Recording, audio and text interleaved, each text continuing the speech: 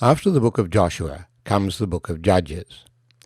The 5 books of Moses cover the period up until the children of Israel were about to enter the land. Joshua led them into the land of Israel and established them in the land. The book bearing his name concludes with the commitment of the nation to serve the Lord, which simply means that they would do the things that God had spelt out for them in the teaching that Moses had written down for them. This teaching has persisted through the centuries. They have had a commitment to it, and they have carefully preserved it, incredibly carefully preserved it, with the whole craft of scribes meticulously copying and maintaining that record through the centuries. But they haven't always done what they said they would do. God was their king.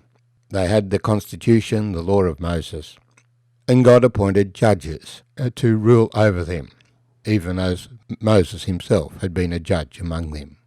We continue our reading then in the book of Judges, chapter 1. Now after the death of Joshua it came to pass that the children of Israel asked the Lord, saying, Who shall be first to go up for us against the Canaanites, to fight against them? And the Lord said, Judah shall go up. Indeed, I have delivered the land into his hand.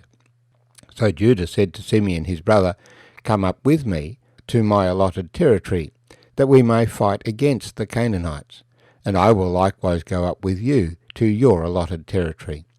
And Simeon went with him. Then Judah went up, and the Lord delivered the Canaanites and the Perizzites into their hand, and they killed 10,000 men at Bezek. And they found Adoni-Bezek in Bezek, and fought against him, and they defeated the Canaanites and the Perizzites. Then Adoni-Bezek fled, and they pursued him, and caught him, and cut off his thumbs and big toes. And Adoni-Bezek said, 70 kings, with their thumbs and big toes cut off, used to gather scraps under my table. As I have done, so God has repaid me. Then they brought him to Jerusalem, and there he died. Now the children of Judah fought against Jerusalem and took it. They struck it with the edge of the sword and set the city on fire. And afterward the children of Judah went down to fight against the Canaanites, who dwelt in the mountains, in the south and in the lowland. Then Judah went against the Canaanites who dwelt in Hebron. Now the name of Hebron was formerly Kirjath-arba. And they killed Sheshai, Ahiman, and Talmai. From there they went against the inhabitants of Debir. The name of Debir was formerly Kirjath-sepher. And Caleb said, Whoever attacks Kirjath-sepher and takes it, to him I will give my daughter Acsah as wife. And Othniel the son of Kenaz, Caleb's younger brother, took it, so he gave him his daughter Acsah as wife. Now it happened when she came to him that she urged him to ask her father for a field, and she dismounted from her donkey, and Caleb said to her, What do you wish? So she said to him, Give me a blessing. Since you have given me land in the south, give me also springs of water. And Caleb gave her the upper springs and the lower springs. Now the children of the Kenite, Moses' father-in-law, went up from the city of palms with the children of Judah into the wilderness of Judah, which lies in the south near Arad, and they went and dwelt among the people. And Judah went with his brother Simeon, and they attacked the Canaanites who inhabited Zephath, and utterly destroyed it. So the name of the city was called Hormah. And Judah took Gaza with its territory, Ashkelon with its territory, and Ekron with its territory. So the Lord was with Judah, and they drove out the mountaineers. But they could not drive out the inhabitants of the lowland, because they had chariots of iron. And they gave Hebron to Caleb, as Moses had said. Then they expelled from there the 3 sons of Anak. But the children of Benjamin did not drive out the Jebusites, who inhabited Jerusalem. So the Jebusites dwell with the children of Benjamin in Jerusalem to this day. And the house of Joseph also went up against Bethel, and the Lord was with them. So the house of Joseph sent men to spy out Bethel. The name of the city was formerly Luz. And when the spies saw a man coming out of the city, they said to him, "Please show us the entrance to the city, and we will show you mercy." So he showed them the entrance to the city, and they struck the city with the edge of the sword, but they let the man and all his family go. And the man went to the land of the Hittites, built a city, and called its name Luz, which is its name to this day. However, Manasseh did not drive out the inhabitants of Bethshean and its villages, or Taanach and its villages, or the inhabitants of Dor and its villages, or the inhabitants of Ibleam and its villages, or the inhabitants of Megiddo and its villages, for the Canaanites were determined to dwell in the land. And it came to pass, when Israel was strong, that they put the Canaanites under tribute, but did not completely drive them out. Nor did Ephraim drive out the Canaanites who dwelt in Gezer, so the Canaanites dwelt in Gezer among them.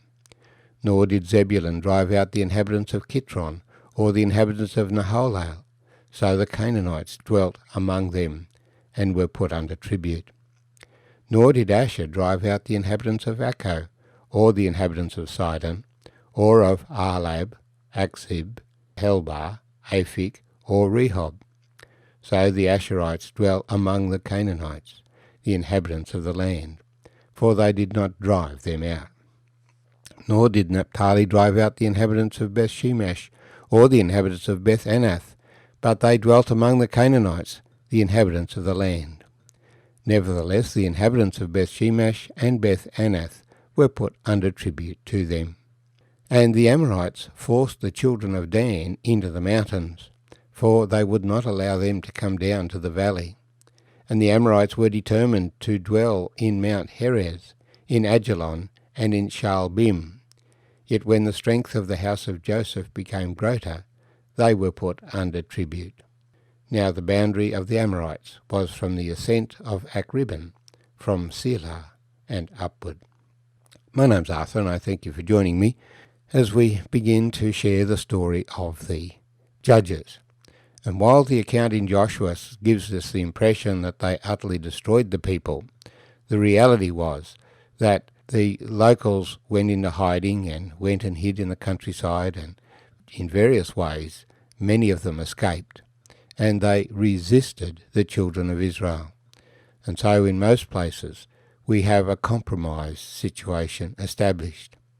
The warning that Joshua had given to the people was, do not compromise your faith in God with the false gods. Serve the Lord God, and don't even mention the names of the false gods that the Canaanites serve, because the two were going to dwell together, because they were not driven out.